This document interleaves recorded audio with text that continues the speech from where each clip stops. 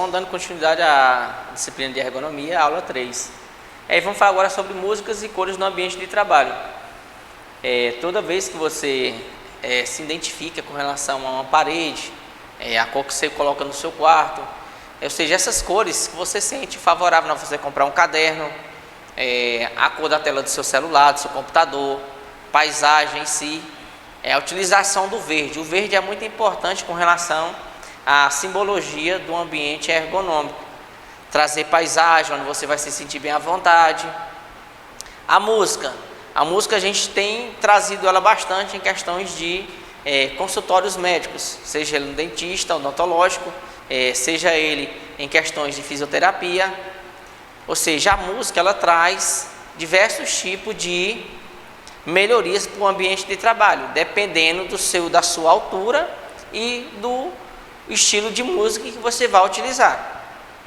As cores no ambiente de trabalho, para com homem e grade, tem as seguintes funções: princípio de ordenação, auxílio de orientação, símbolos de segurança, contraste de cores para facilitar o trabalho e efeitos psicológicos.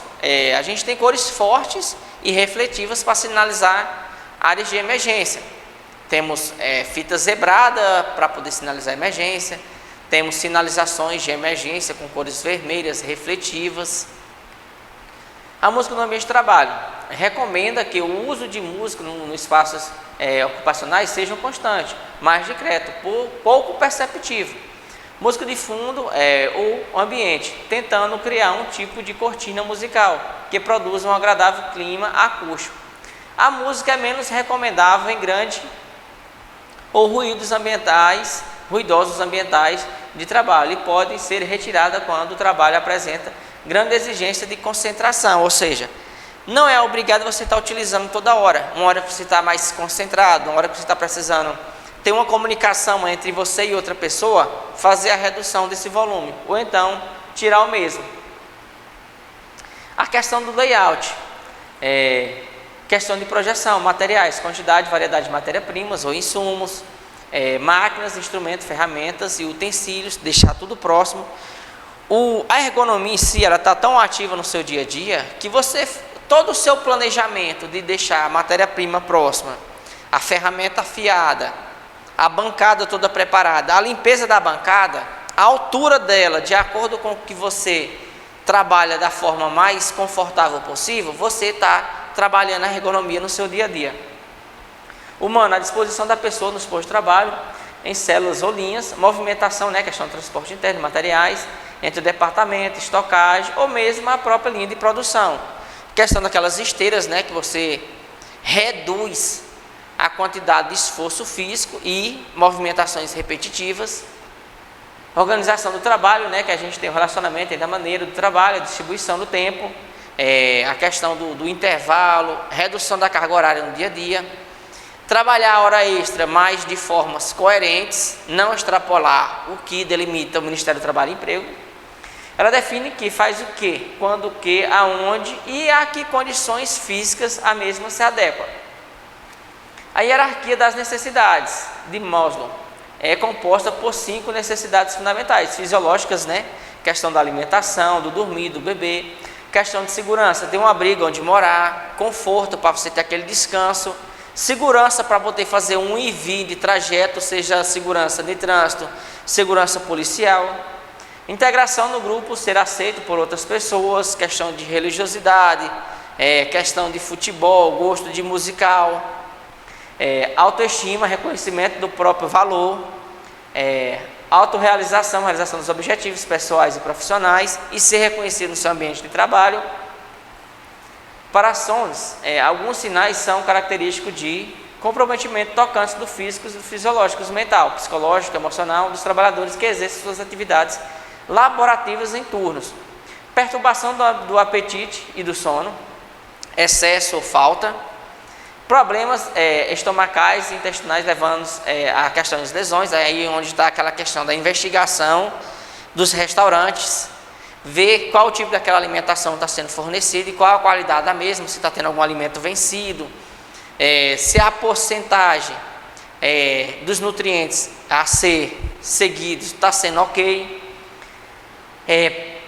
irritabilidade psíquica, questão do apelido, questão da pessoa estar tirando sarro da outra com relação à altura, com relação a peso, estética, sensação de cansaço, mesmo após o sono, tendências à depressão, muita decorrência da vida familiar alterada ou isolamento, pouca motivação e disposição para o trabalho e lazer, problemas cardíacos, redução da capacidade de função cognitiva, atenção, memória, pensamento, ou seja, pessoas que sofrem problemas familiares, ela fica mais distraída, pessoas também que está longe da família, que trabalha no trecho, que nem é bem dito, ou seja, tem aqueles problemas de baixadas, fica ansioso por isso e aquilo, ou seja, sempre ter esse acompanhamento, para que não deixar acontecer o pior.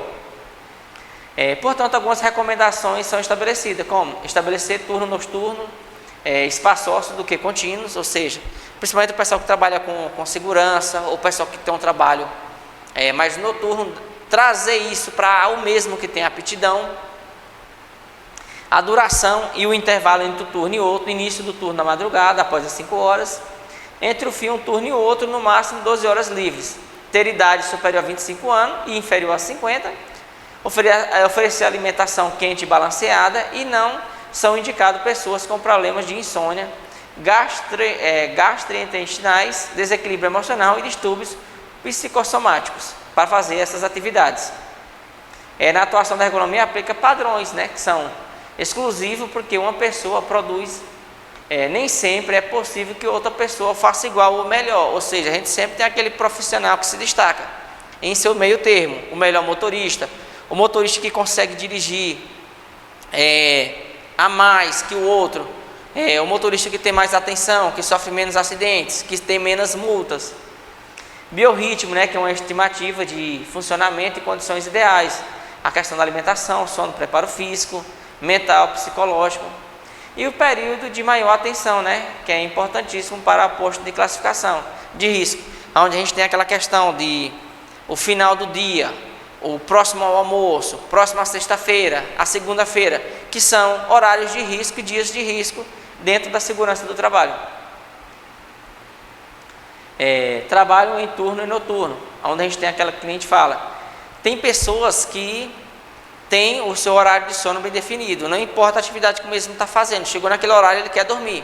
Já tem pessoas não, que ela consegue ir além do que a pessoa tende a ter sono. O organismo humano, ao longo da sua evolução, adaptou-se a dormir em períodos, no caso à noite. Por que dormir à noite? Essa adaptação do ser humano, porque a noite era o horário onde diversos tipos de animais predadores estavam ali presentes, e a visão do ser humano era menos, ou seja, durante a noite ele tirou para descansar, porque se ele fosse trabalhar, ou se ele fosse fazer uma caçada, a chance dele sofrer algum ataque de algum tipo de animal era bem maior, e durante o dia não, a visão dele já trazia uma segurança para o mesmo, por isso ele fez essa troca, utilizar o dia para poder fazer suas atividades, sua caçada, e à noite para descansar e se abrigar dos perigos externos. Vivemos em uma sociedade que funciona 24 horas ininterrupta. Hotéis, postos de gasolinas, hospitais, restaurantes, jornais, aeroportos e assim por diante. Ou seja, a gente tem pessoas que se adaptam bem a trabalhos noturnos, ou seja, estão bem aclimatizados.